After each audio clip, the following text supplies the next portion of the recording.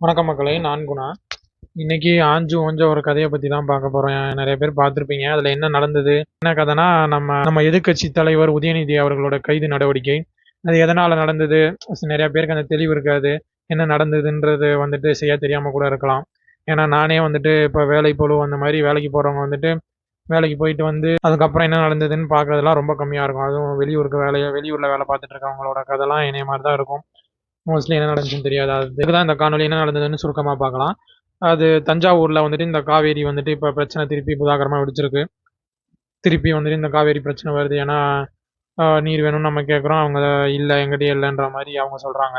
அப்படின்றப்போ இந்த மாதிரி தாவேக்கா அரசு வந்துட்டு நீர் கொண்டு வரதுக்கு எந்த முயற்சியும் செய்ய மாட்டாங்க, அனாவசியமான விஷயங்கள்ல நேரம் செலவழிச்சிட்டு இருக்காங்க அப்படின்ட்டு தஞ்சாவூரில் நடந்த ஒரு தஞ்சாவூரில் நடந்த ஒரு விவசாய சங்க கூட்டத்தில் பார்த்தீங்கன்னா உதயநிதி கலந்துக்கிறாரு.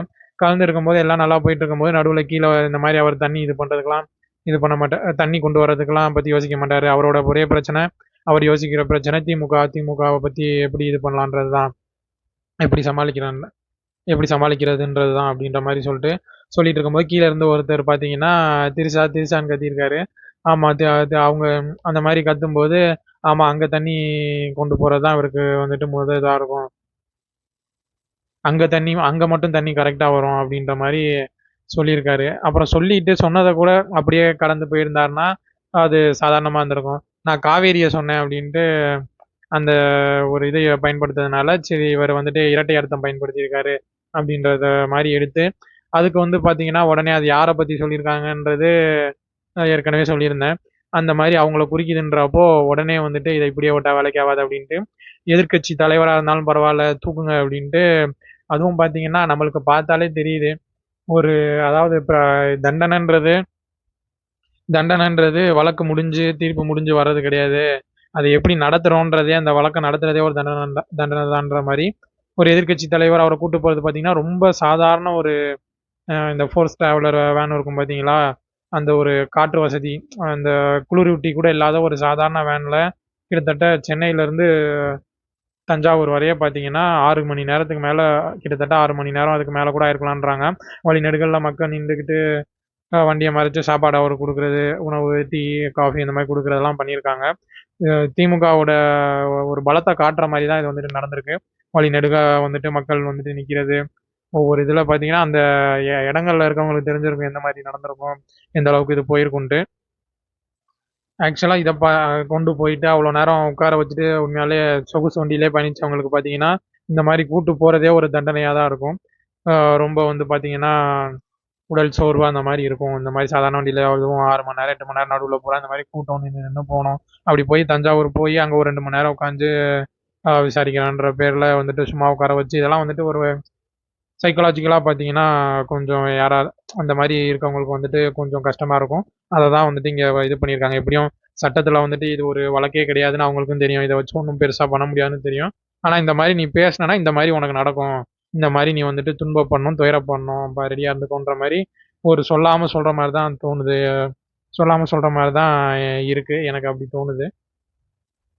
உங்களுக்கு என்ன தோணுதுன்றதை வந்து கருத்து பெட்டியில் பதிவிடுங்க. இதே தான் உங்களுக்கு தோணுதா, இல்லை நீங்கள் வேறு எதுவும் கோணத்தில் யோசிக்கிறீங்களா அப்படின்ட்டு வேற ஒரு கோணம் இருக்குதுன்ற வேற ஒரு கோணம் இருக்குதான்னு பார்த்து நானும் தெரிஞ்சுக்கிறேன். சும்மா கிடந்த சங்க ஊதி கெடுத்தாண்ட ஆண்டின்ற மாதிரி கதை தான் போயிட்டு இருக்கு.